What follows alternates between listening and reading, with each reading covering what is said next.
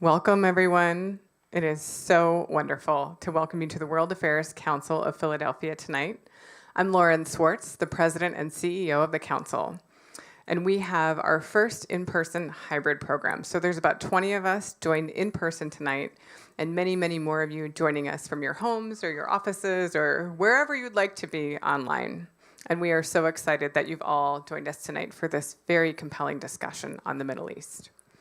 And for 72 years, the World Affairs Council has been doing just that, bringing you compelling discussions in a fresh, nonpartisan, and civil way so we can discuss and better understand the world around us. And we continue to provide new ways to connect.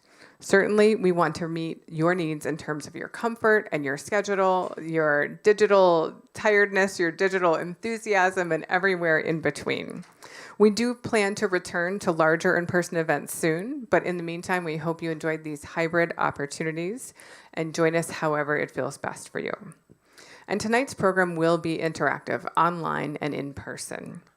It's structured so you'll have lots of time to ask your questions to our expert speaker. If you're joining us online tonight, please use the Q&A feature on your Zoom platform to type in questions at any time, and we'll get those questions to our speaker. If you're here in person when it's time for Q&A, we'll go old school. Just raise your hand, and we'll bring a microphone over to you. We do ask that you use the microphone because that will allow our audience who's joining us virtually to hear you as well, even though we're in a small and intimate space. And please don't be shy about sharing your experiences or photos from this event tonight and in the future. We have a hashtag WACPHL, and you can follow us on Facebook, Instagram, LinkedIn, and Twitter, and find out what's happening at the Council. But now I'd like to introduce our guest and our dear friend for this evening. Tonight, we are joined by Buntzie Ellis Churchill, who many of you know, for she led the World Affairs Council of Philadelphia as president for almost a quarter of a century. And she built a national reputation for our organization. She helped build our organization's legacy of bringing the world to Philadelphia and connecting Philadelphia to the world. During Buntzie's tenure, the council hosted figures such as Mikhail Gorbachev, Margaret Thatcher, Henry Kissinger, Benjamin Netanyahu, among many other academics, politicians, journalists, and thought leaders. She is truly an expert. And because of her expertise, recently Buntzie was invited to travel on a small delegation with high-ranking U.S. officials, generals, and admirals, organized by the Jewish Institute for National Security of America, or JINSA. During this tour, the group met with Israeli Prime Minister Naftali Bennett, as well as top Israeli defense forces. She discussed current and future threats to Israel and is here tonight to share her experiences and perspectives with us. Welcome, Buntzie, and thank you for spending tonight with us. The microphone is yours. Buntzie will give us opening remarks, and then we'll move into a robust discussion. Thank you.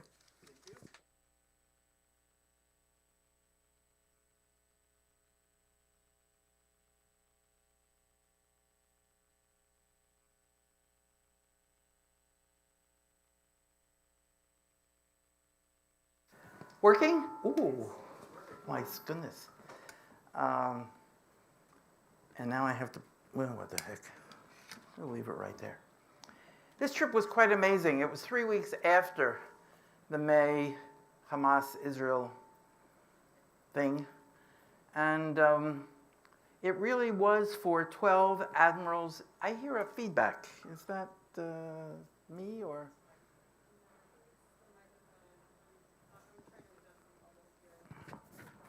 Do you want me to leave it alone? Yeah, Haley can adjust it. Okay. It was, the trip was for 12 generals and admirals. As you can imagine, I was the odd man out. But they met, it was a very, very high-level trip. You had a former chairman of the Joint Chiefs of Staff, former commandant of the Marine Corps, former head of the Air Force, former head of Defense Intelligence.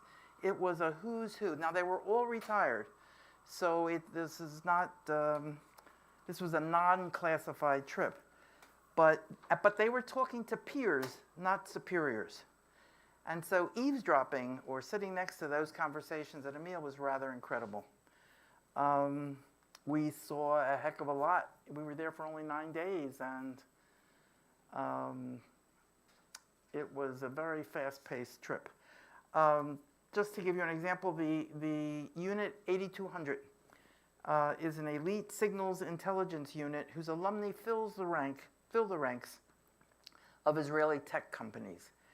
The guys who serve in that unit, and gals, serve for 5 years, not the usual 3 years. And it's an incredibly powerful brand. You want to know why Israel is so incredible with technology? Their mantra at Unit 8200 is everything is possible. They have a border surveillance system, which is very impressive. And it was interesting that I was at the room where girls were sitting at computer terminals watching the Lebanese border going from this tree to that tree. And the girls do it much better than the guys do. So that's enough on the trip. If you have any questions about it, I'll be happy to answer them later. Because I want to talk to you more about the whole thing. Obviously, being there 3 weeks afterwards, we were briefed on all sorts of elements, and I have included in my talk some of those points. But I want to give you let's go back and do a little bit of background. The Palestine National Authority, or the PA, was established as a consequence of the 1993-95 Oslo Accords, which were agreements between the government of Israel and the Palestine Liberation Organization, the PLO. In 2005, I still can't pronounce those things, but in 2005, Israel conducted a very bold experiment. Prevailing wisdom had it that the Palestinian-Israeli conflict was due to Israel's occupation, in quotes, of the Palestinian territories.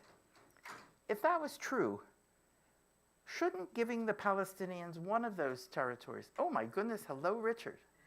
Okay, I recognize you even with your mask. If that were true, shouldn't giving Palestinians one of those territories, Gaza, mitigate the conflict? Negotiations over other occupied territory, the West Bank, should follow, leading to the resolution of the conflict. What an idea. Give them one, and we'll negotiate the other. Obviously, it didn't work. That was when Sharon went in and everybody got out of Gaza, all the Israelis. Following the Palestine Authority elections in 2005, when Mahmoud Abbas was elected president, there was a conflict between the two political parties. Fatah stayed the controlling party in the West Bank, and Hamas took over Gaza. Goodness, I have a mistake. Turning Gaza into a Mediterranean Singapore was never on Hamas's to-do list. What has been is digging terrorist tunnels into Israel with very deep gates going down. They have stopped those tunnels going into Israel, sending incendiary balloons to burn Israeli fields and forests, and firing missiles into Israeli villages, towns, and cities. In 2008, 2012, 2014, and again this year, the salvos were large enough to ignite wars. Israelis try to limit the weapons that Hamas receives. Israeli enemies call it a blockade and pretend it's the cause, not the result of Hamas terrorism. But food, medicine, and other non-military goods move into Gaza daily from both Israel and Egypt. Often misunderstood, although the Israelis gave Gaza to the Palestinians, the Israelis never took Gaza from the Palestinians.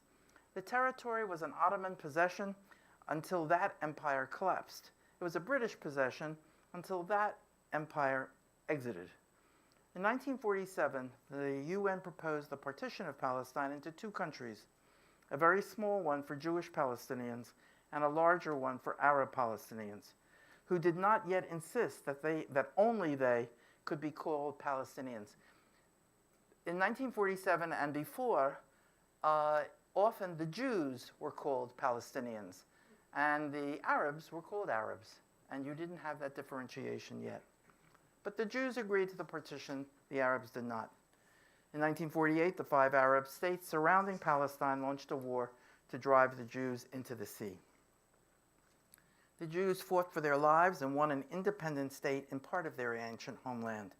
But Egypt conquered Gaza, and Jordan conquered Judea and Samaria, territories it renamed as the West Bank, and from which all Jews were expelled. Neither nation attempted to transform these territories into a Palestinian state. In 1967, Egypt, Jordan, and other Arab nations launched what became known as the Six-Day War. Its aim was Israel's extermination. Its failure left Gaza and the West Bank in Israeli hands. Mahmoud Abbas was elected as president of the Palestine Authority in 2005 for a 4-year term. There has been no election since. That was 16 years ago. He lacks legitimacy and popularity. He called for elections this year, but learned that he had the support of only 25% of the Palestinians, and it was certain he would lose. It was imperative that he cancel the elections. His challenge was to do so while deflecting the anger of his subjects onto Israel. Now, Israelis are not, you have to get this, Israelis are permitted on the Temple Mount, but not to pray. So they can walk and they can see it, but not to pray, except for the last 10 days of Ramadan. Excuse me. This year, Jerusalem Day, a national holiday when Israel celebrates its taking of the old city of Jerusalem from Jordan in 1967, fell within those last 10 days. And the Palestinians, and you knew that the Israelis will go on the Temple Mount, and because it's a very important holiday for them. The Palestinians had hidden a horde of stones and fireworks on the Temple Mount and threw them at Jews praying at the Wailing Wall. Police came and took control, and thus was started a series of riots, attacks on individual Israelis, and general mayhem. A new and disturbing element was the hostile actions of the Israeli Arabs. 71 interactions were Arabs versus Jews, and 4 were Jews versus Arabs. And then there was the simmering dispute over Sheikh Jarrah in East Jerusalem. A group of Palestinian families who have squatted there for decades.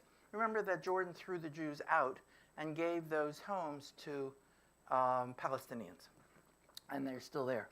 Most of these pay no rent, and they have been fighting the eviction notices that 2 groups who own the lands have been trying to enforce. These deeds were purchased during the Ottoman Empire. That's how old they are, and the Jews still own them. The dispute was heard by the Israeli Supreme Court recently, and it came down in favor of the Jews, the owners. But it is now trying to negotiate a compromise. They don't want to throw the Palestinians out, they just want them to pay some rent. And that would also give them the right to pass it on to their heirs. Frustrated not only by the PA's cancellation of elections and COVID-19 and Ramadan and the economic crisis, Hamas took the unrest in Jerusalem as the ostensible trigger.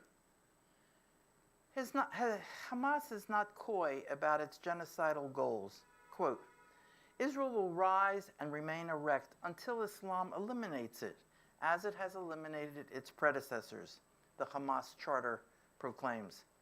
Muslims will fight the Jews, and even those Jews who, quote, hide behind rocks and trees will not escape, because the rocks and trees will cry, Muslim, there is a Jew hiding behind me. Come on and kill him. Some think that Hamas has moderated over the recent years. That's not true.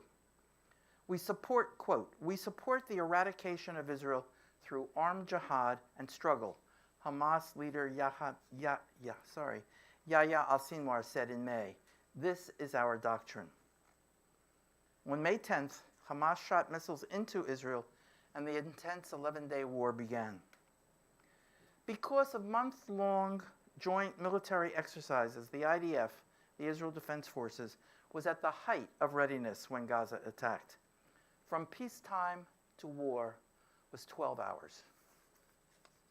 The Israelis named the war Guardian of the Walls of Jerusalem. It's a defensive name. Hamas called the war the Battle of the Sword of Jerusalem, an offensive name. Israel is about the size of New Jersey, and Gaza is approximately the size of the Philadelphia area from Abington in the north to Chester in the south. It's small. In Gaza, the systems may be chaotic, and though they economized elsewhere, Hamas maintained the salaries of the military, the rocket buildup, and over 15 years had constructed a grid of underground tunnels, 82 feet below ground. That's the equivalent to about 8 or 9 stories if you were going up, and it's the same as going down. And it's about 100 kilometers long. The purpose of the tunnels was to hide Hamas's command and control centers, communications, weaponry, supplies, and the movement of key people. By being in the tunnels, Hamas tried to affect Israeli targeting and firing capabilities. It didn't work. At ground level, with its droned and unmanned aerial vehicles, UAVs, Israel could see who was doing what and where. The Israelis began this war very strong and increased the level of strikes each day. They were strategic strikes, not tactical, and were very accurate. Israel had worked on the target plan for 3 years. There were no unplanned targets. Targets were Hamas's force buildup, rocket launchers, the buildings used by Hamas, command centers, and what the Israelis called the metro tunnel. The key factor was that Israel had the upper hand on the surface and could see who was going where, and then all of a sudden they disappeared because they went down into the tunnels. Israel boxed them in. It was targeted underground killing. Many of the Hamas leadership were killed. It took only 8 strikes to destroy 60-plus kilometers of tunnel. Israel is determined not to return to ruling over some 2 million Gazans and being responsible for their daily needs. In the 11 days of war, Israel's Iron Dome intercepted 90% of the 4,400 Hamas rockets. Do you have the picture of the Iron Dome, please?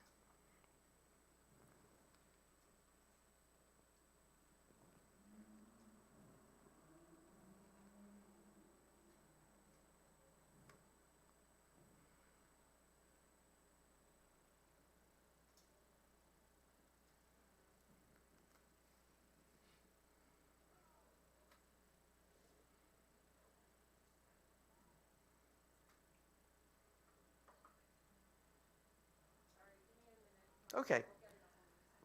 We'll come back to the Iron Dome and you can see what it looks like. Basically, it's a bunch of tubes, about 20 tubes that are together 5 across times 4. And inside each of them is an interceptor. The interceptors went after the rockets targeting urban areas. This is what's, there it is. You see it? It's amazing how the intelligence in that thing can determine where it's going to hit. They ignored the ones that were going to land in fields. Do you have the next picture, Lauren? This next one became the iconic picture of the war. Wow. What you see, oh, is it right or left? What you see on the right of the picture are the Hamas missiles, the straight ones, and the other are the Iron Dome rockets looking for those. Can we leave that on the screen for a little bit? The unguided missiles launched into Israel leave smoothing, arcing lines of exhaust across the sky, the Hamas missiles. Those from the Iron Dome batteries, which oppose them, rise like cobras, and they keep swaying and twirling through the sky before ending in puffs of smoke, and that's when they've hit their target. The sinuous paths are testimony to what makes the system so formidable. Not the interceptors themselves, but the battle management system, which puts them on constantly updated paths that maximize the chances of taking out the missiles heading for built-up areas. Much of the coverage and commentary surrounding the fighting between Hamas and Israel has focused on numbers, especially the much larger number of Palestinians than Israelis killed. One example was the front page above the fold New York Times story and photo spread about the number of Palestinian children who were killed. A few of those pictures, however, were children who were killed in the 2014 war, not in 2021. The images that were accompanied by charges that because more Palestinians died, Israel must have used disproportionate force and therefore committed a war crime. By this logic, Nazi Germany was the victim of World War II, and the US, the unlawful aggressor, was the unlawful aggressor because 14 times more Germans than Americans were killed. The number of deaths is actually very low for such an intense conflict, as testament to Israel's Iron Dome and civil defense systems, and its use of precision weapons and warnings aimed at minimizing Palestinian civilian deaths. Israel went to great lengths to minimize civilian deaths, and it is well aware that Hamas deliberately sites its missiles, launchers, and other weaponry in and among apartment buildings, schools, and hospitals in order to maximize civilian casualties, and thus defame Israel as a wanton aggressor. Israel did not attack randomly. Its targets were military objectives. For example, the Gala Tower, which housed the bureaus of Al Jazeera and the Associated Press, also housed several floors of Hamas offices. Israel called or texted all the offices and apartments in the building, giving them an hour to vacate. It also gave them a knock on the roof, which is a small explosive device dropped on the roof to alert any others in the building that this building is going to be hit. It did this to all the buildings and facilities that they were going to bomb. I saw a video of an exchange between a pilot and the operations center when the pilot saw children in the courtyard of a targeted building. The mission was quickly aborted. The Economist has written that Hamas has become an organization focused on preserving its power with little interest in alleviating misery. According to a Palestinian pollster, a survey carried out right before the war broke out, it found that 72% think Hamas is corrupt, and 58% say they cannot criticize it without fear. Hamas aimed to kill as many Israelis as possible, but its rockets placed both Israelis and Palestinians in dangers. 540 of the 4,400 Hamas rockets misfired and exploded in Gaza. The death and destruction caused by those rockets is predictably blamed on Israel. The estimate of Gazans killed by those rockets is 91, amounting to about 35% of the Palestinian death toll. Buildings that collapsed in Gaza often collapsed because there were nearby explosions, and that, of course, caused extra deaths. A number of the buildings were undermined by Hamas tunneling, adding to their inability to withstand the shaking. In one case, an Israeli bomb targeted a Hamas tunnel, and it's thought to have caused several buildings that were above the tunnel. In other words, the tunnel was excavated under the basements of the buildings, and the buildings fell down. Israel, of course, had no idea that that's what was going to happen. That caused basically 40 unnecessary deaths. And they had not knocked on the roofs because they didn't know that those buildings were going to collapse. It's estimated that the total number of Palestinian deaths was between 230 and 270. Hamas certainly didn't expect to kill only 12 Israelis with 4,400 rockets. All buildings in Israel have safe rooms, and from the time the warning sirens go off, people have only about 14 seconds to reach them. And in the 9-story retirement community in which a friend of mine lives, each floor has 2 safe rooms. Israel's siren warnings are directed at individual sectors.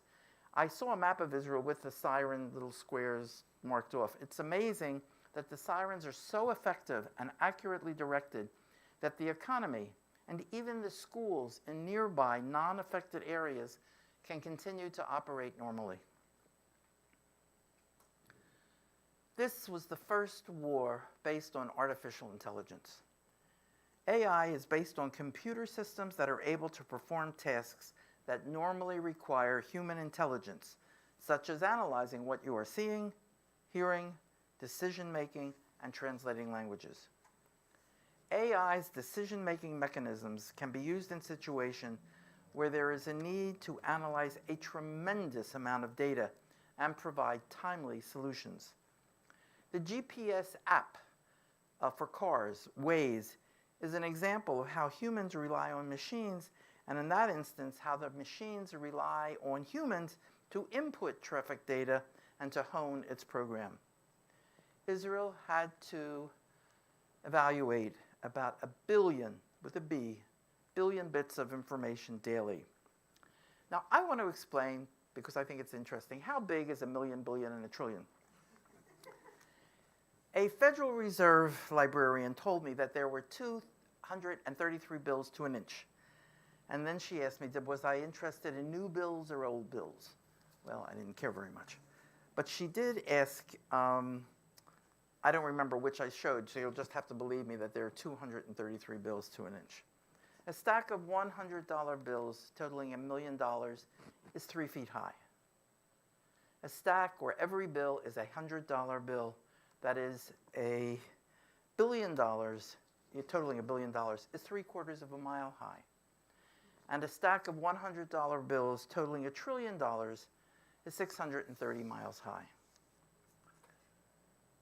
I researched this for my council introduction of Malcolm Forbes, of Forbes magazine, of course. And he had a staffer call me the next day to get the numbers right and check my math. And he then quoted me in his column in Forbes magazine. It's the only thing having to do with numbers that I really got some okay for. I tried to check my math, but my calculator doesn't go to a trillion either. And note that there are 36,360 inches to a mile. Rounding that number helps us get to that there are 630 miles high. When I told the librarian that my calculator didn't go that high, she suggested I use my checkbook. Artificial intelligence ensures that data are detected in a very timely fashion. The machine learning algorithms are designed to continuously learn, keep, integrate, and manipulate the data. It also provides ways to increase cybersecurity. The Israel Defense Forces has a section called the C4I Directorate, which oversees command, control, communications, computers, and intelligence. It enables the acquisition of a lot more intelligence with a lot more velocity. The IDF established for this war one unified command center. And so you had people from the Air Force, the ground forces, the Navy, the intelligence, the Prime Minister, if he was interested at that moment, all sitting in various computers in the same room. And the machines are able to direct the information to the appropriate person and to overlap it if they want to see somebody else's. I mean, obviously, if the ground troops are in an area that is going to be bombed by the Air Force, they have to know this. It was amazing. One unified cloud center. The organizational concept during the Gaza operation moved from just collecting the information to organizing the data, producing a 3D map of target possibilities, to defense, telling the Iron Dome what was coming, to offense, which is choosing the targets. It is superb on both offense and defense. It is flexible, multidisciplinary, and it is combat-driven by intelligence. And what that means is that while the fighting is going on, this unified center could suggest targets based on current, ongoing, right this minute developments. It was a major factor in Israel's destruction of much of Hamas's infrastructure. Hamas and the PIJ, the Palestinian Islamic Jihad, maintain a large, diverse, and growing arsenal of missiles of increasing range that can be fired in coordinated salvos intended to overwhelm Israel's robust air defenses. These advances in Palestinian rocket technology threaten Israel's ability to deter future conflicts and defend against attacks. They are also a harbinger of what would be a much more devastating conflict with Hezbollah in Lebanon on Israel's northern front. The cumulative length of all the Hezbollah tunnels can reach up to hundreds of kilometers. Like Hamas tunnels, the Lebanese tunnels contain underground command and control rooms, weapons and supply depots, field hospitals, and shafts to fire a wide range of rockets and missiles. Some of the tunnels are wide enough for trucks. The shafts are open for a very short period of time for the purpose of firing their armament, and then immediately closed for the purpose of reloading the hydraulic launcher with new ordnance. North Korea was very helpful in building these tunnels in Lebanon. Hezbollah in Lebanon is estimated to have 150,000 missiles. Before the May war, Hamas had about 7,000. During the war, there was an operations room in Beirut, providing intelligence support to Hamas during the fighting. Iran was there. Iran has already begun to rearm Hamas with new rockets. Israel must have the ability to deter and defend itself against growing rocket arsenals, while abiding by the law of armed conflict, requiring pairing air defense with offensive capabilities that can accurately target rocket production sites, depots, and launchers, which are spread widely across Gaza and embedded within densely populated areas. There are 4 levels to Israel's air defense system. Arrow 3, which intercepts missiles outside the atmosphere, is part of the multi-layered system which Israel is developing to defend against both short and mid-range rockets, and they could be fired from Gaza or Lebanon, as well as Iran's long-range missiles. It includes the Iron Dome for missiles at a short range or low trajectory. David Sling is the name of the gizmo that handles the mid-level missiles, and Arrow 2 for upper range systems. In July, it was announced that the United States and Israel were working to develop a new Arrow 4 missile to defeat hypersonic weapons. Those ones that China just sent around. These are believed, and I don't know this for a fact, but this is what I have intuited. These are believed to include maneuverable hypersonic cruise missiles, as well as missiles that release multiple warheads. Israel won the fight, but the odds are definitely against Israel in the war of images. Being no match for the IDF, the Palestinians have repeatedly demonstrated their genius in attacking Israel while simultaneously generating the maximum profit from being the weaker party. Add to that Israeli politicians and media's frequent boasts about the strength of the IDF. Now, this may reassure people in Israel and impress the world, but at the same time, it elevates the Palestinians who dare to fight this powerful army to the status of resistance heroes. Heroic victims versus a mighty oppressor is the hard core of the Palestinian-Israeli narrative in the international condemnation of Israel.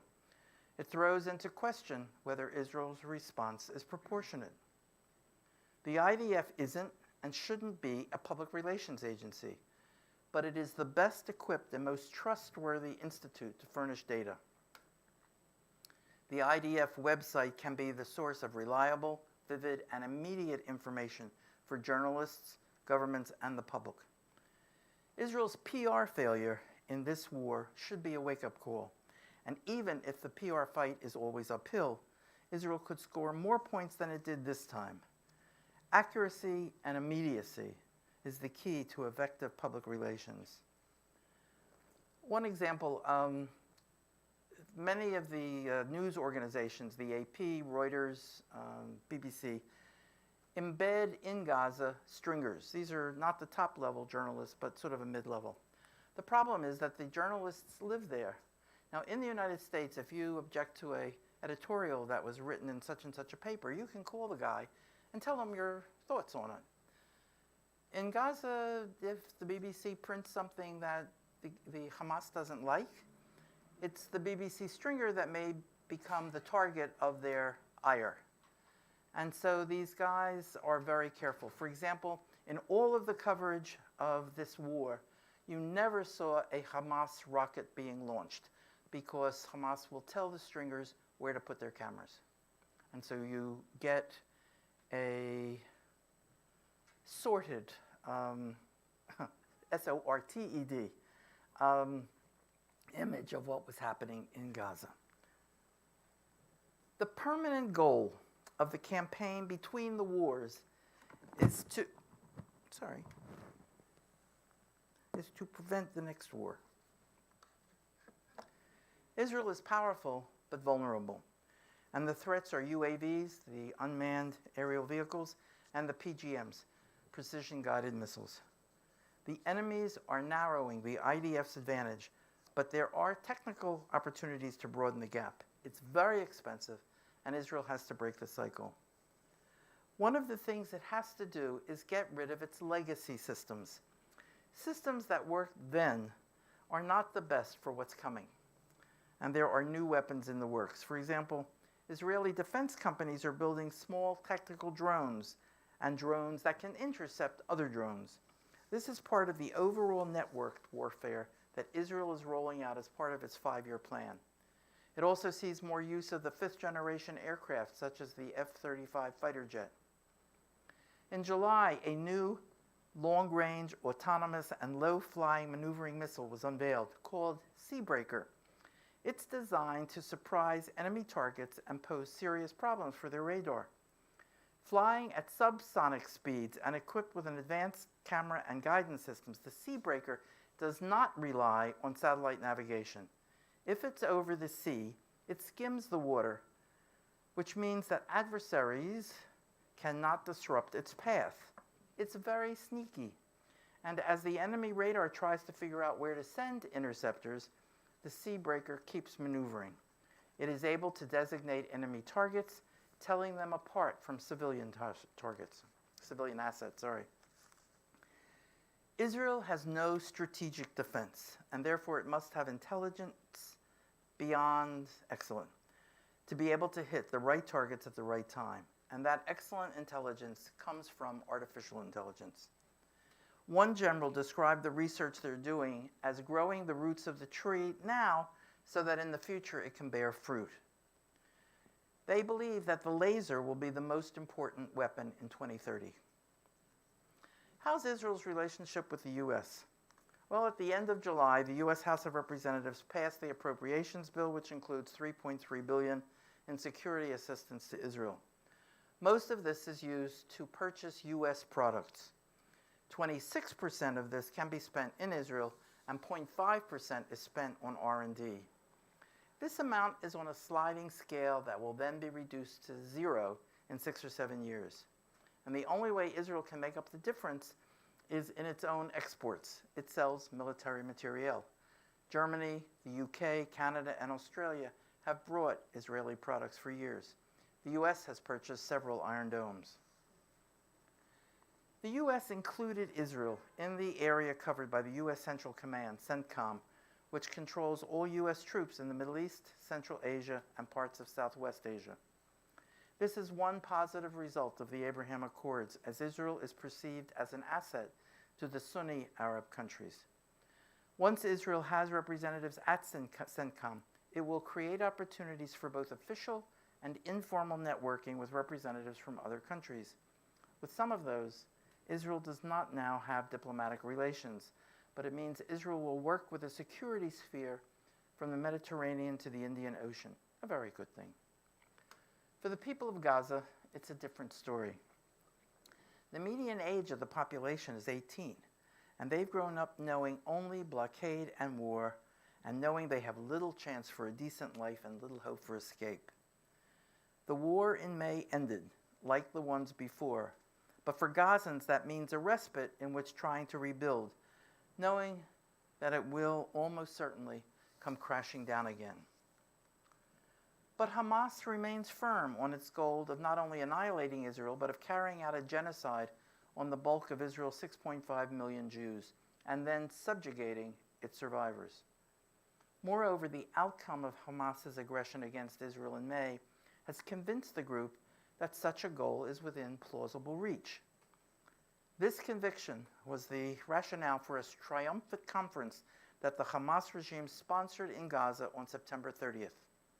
That's basically only a month away. Boom, boom. The conference, held in conjunction with the Palestinian NGO Promise of the Hereafter Institute, was titled Promise of the Hereafter, Post-Liberation Palestine, and Hamas leader Sinwar chaired the proceedings.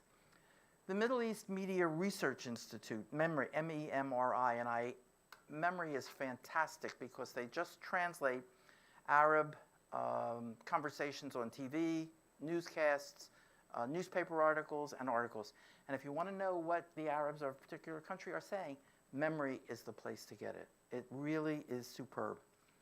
And a few points stand out from MEMRI's translation. The purpose of the conference was to determine how to administer Palestine after Israel is destroyed and disappears. Participants agreed that upon Israel's destruction, non-Muslims in Palestine will be ruled by the Pact of Umar. The Pact of Umar was concluded around 637 with the fall of the Byzantine-held Jerusalem to Muslim conquerors. The pact sets out the conditions under which non-Muslims are permitted to live under Islamic rule. The Pact of Umar explains how non-Muslims, referred to as dhimmis, are to live in a perpetual state of powerlessness and subservient to the Islamic rulers. It places severe constraints on their freedom of worship and imposes a continuous ransom for the lives of non-Muslim men called the jizya tax. Under the pact, Islamic rulers spare the lives of non-Muslims who accept their dhimmi status, but are free to kill non-Muslims who refuse to accept the constraints. Last month's Hamas conference determined that Jews who survive Israel's destruction must be placed in three separate categories. The first group, called Jewish fighters, must be killed. The second group includes peaceful Jews who surrender, and they can either be integrated into Palestine as dhimmis or be given time to leave. And the final group is comprised of educated Jews and experts in the areas of medicine, engineering, technology, and civilian and military industry to prevent a brain drain with the destruction of the Jewish state. Hamas conference participants determined that these Jews should be retained for some time and should not be permitted to leave. Another key preoccupation of the Hamas conference participants was getting their hands on Palestinians who worked with Israel. We will purge Palestine and the Arab and Islamic homeland of the hypocrite scum that spread corruption in the land. The conference was called last month because Hamas and its supporters feel that victory is nigh and Israel's days are numbered. Hamas believes that now is the time to prepare. We can only hope that there is a long time between the wars. Thank you.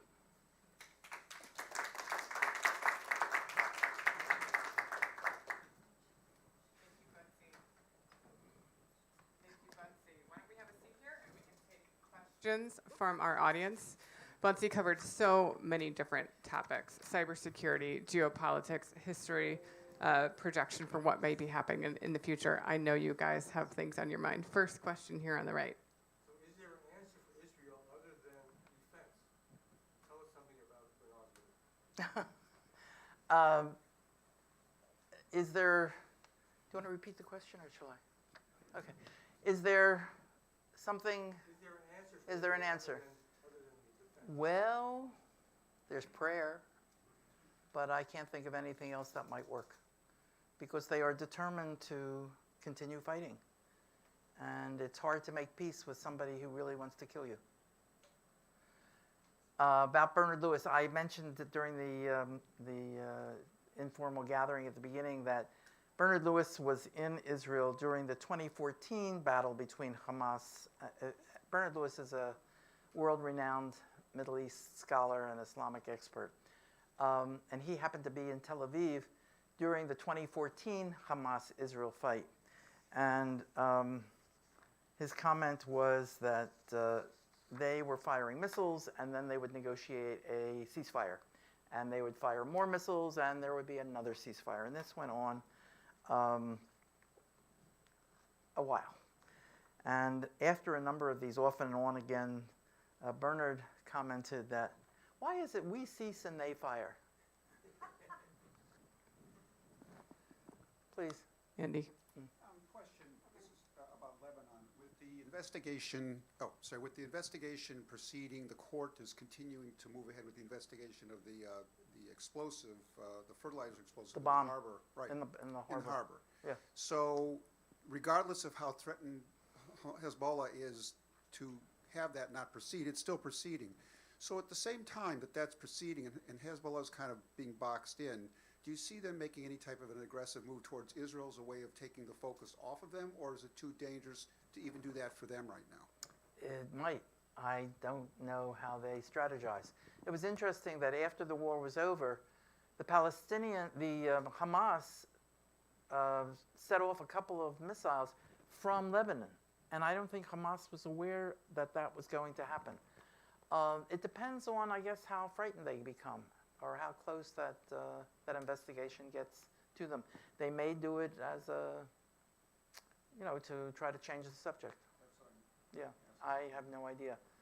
I was at the Lebanese border. I don't know if any of you remember seeing that Edward Said at one moment was on the Lebanese border, on the Lebanese side, of course, and he threw like a baseball, a rock towards Israel. And I stood in that spot. Yeah, me too. Yeah. Do we have any questions from the online audience? And Mitch, we'll take one from you. Yes, so we have a question from Francis Novak. What, if anything, do you see as actions that the U.S. can take to help improve the situation? And what might be some actions that Israel can take to improve the situation? Well, I think that the United States can support Israel in its efforts to keep itself alive. For example, I think it's very negative that the Biden administration is insisting now that they open a consulate in Jerusalem for the Palestinians.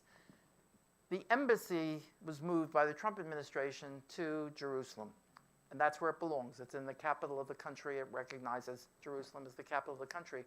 So putting a consulate down the street, so to speak, for another group in that city, in a way takes away from the fact that we said it was the capital of the country. What was amusing, I was walking down Hayarkon Street, and that's where the embassy used to be in Tel Aviv. Large embassy, and written on the side of the building in very large letters is Embassy of the United States of America. And under that now it says branch office. So with the embassy in Jerusalem can solve any problems that the Palestinians have. If they want a separate consulate for the Palestinians, they should put it in Ramallah. It doesn't belong in Jerusalem. And according to, in fact, there was an article by Eugene Kontorovich, a very fine international lawyer, in the Wall Street Journal just within 4 days ago, about this issue of the consulate, and strongly coming down about the fact that you don't need a consulate in the capital where there is an embassy. Please. Mitch? That was a great presentation. A couple questions on this. Number one, is there any possibility, besides the United States obviously supporting Israel, but working with some of the Sunni nations that have real issues with what's going on with Iran and everything else, from an economic perspective? The peace treaty with Jordan, the peace treaty with Egypt, there were huge economic pieces. They worked. And it worked. Is there any way that you see that possibly happening? And then It's happening next week. It's happening next week? There's an expo Okay. Thank in, you. I've forgotten whether it's the UAE, I think. And in fact, a friend of mine was telling me that she's going. So, and it's for economic exchanges. So there have been, immediately after the Abraham Accords were signed, a friend of mine who deals with startups was in Dubai within a week. And she said that I was walking through the lobby, all she heard was Hebrew. Anything's possible. Anything's possible. What a change. Haley, do we have more questions online? Not yet. All right, we'll take Shoshana up front. Okay. Has Israel in any way talked to Iran or informed Tehran that the missiles that would be fired onto Israel from Lebanon or from Gaza, their return address is not that, it is Tehran? That's In other true. words, say, hey, if they do this, you're in trouble. Well, Israel certainly does not want a war with Iran. And what is happening is basically they're doing it in the skies above Syria. A drone recently came very close to the Golan Heights. They're testing limits, I think. Not too dramatically yet. But you have to remember that Israel has incredibly good intelligence coming out of Iran. Remember that cache of documents that came out while Netanyahu was, I remember him standing in front of 50,000 pieces of paper. The killing of Soleimani was amazing. I mean, they sure as heck don't know. But one of the things that this Hamas war did was show how good Israel still is. You know, it's technology, its AI capabilities, its cyber capabilities are really, and that's a demonstration. So hopefully it'll keep, we don't know what Iran is doing. You can only hope. Please. Following up on the last Do you want to wait for the microphone, please? Oh, right. While we're on the subject of Iran, it seems pretty inevitable that Iran is going to have a nuclear weapon in the next year or two. Nobody has any idea how to stop it. I was wondering if there was any discussion about Israel's stance about that and how that changes the equation. They will do everything possible to try to prevent the birthing of this nuclear weapon, because you have to understand that when we were competing with the Soviet Union, you had nuclear weapons, but they were mutually assured destruction, MAD, and both sides had the same attitude of not wanting to detonate them. That you would have been mad to detonate them. I can tell you a story. Once at the World Affairs Council, we had Joseph Nye from Harvard, and he was talking about arms control.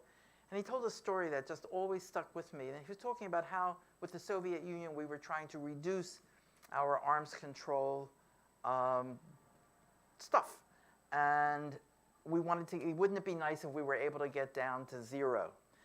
And he was talking to his 12-year-old son about this, and his 12-year-old son said, that would be very nice, but couldn't we just keep one? So the real thing is to prevent Iran from being able to put it in a suitcase or any of the other options that are available. It's a very, very dangerous situation. I don't trust the Iranians. I like Iranians. I've met a number of them. And when the World Affairs Council was in Iran about 5 years ago, the people were spectacular. And I will share with you the only funny line that came out of that trip. We were driving along in the desert, and the guide, who was a very good guide, pointed out that this place here was a caravanserai, so where the caravans would stop and feed their camels and so forth. And he said, I guess you could call it a Camelot. Buntzie, it's great to see you, and thanks Thank so you. much for sharing your insights. This is going to sound like a really naive question, but I'm thinking that Americans assume that the issues are based on religion. And, you know, if we go back to, let's say, Ireland, we assumed that was, Protestants, Catholics. No way, it was economics. And so can you just very simply tell us what you think is the major issue here between these countries and these groups?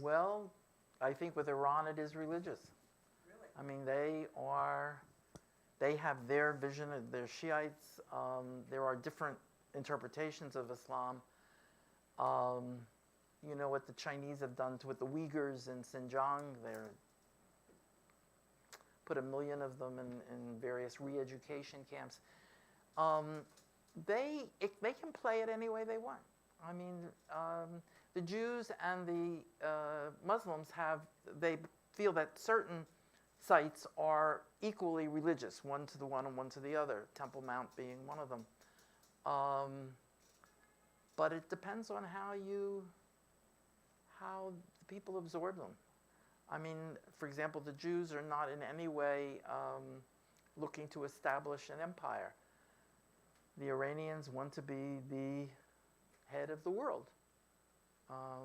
At the moment, China has that goal too, and they're not religious. So it can be political, economic, religious, any combination there too. I don't want any of them to do that. You don't like?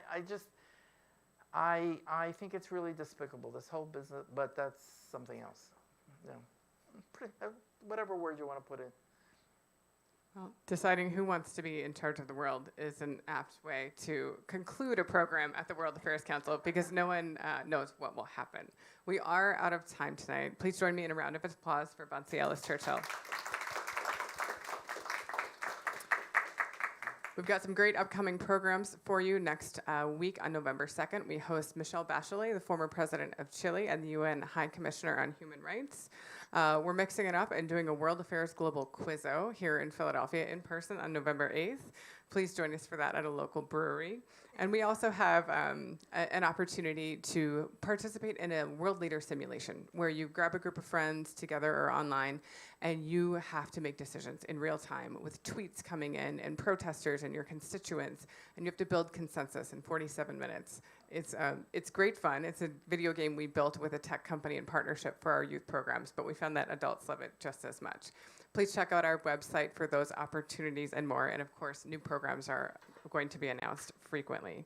Thank you all for joining us this evening and for your interest in world affairs and partnership. Good evening.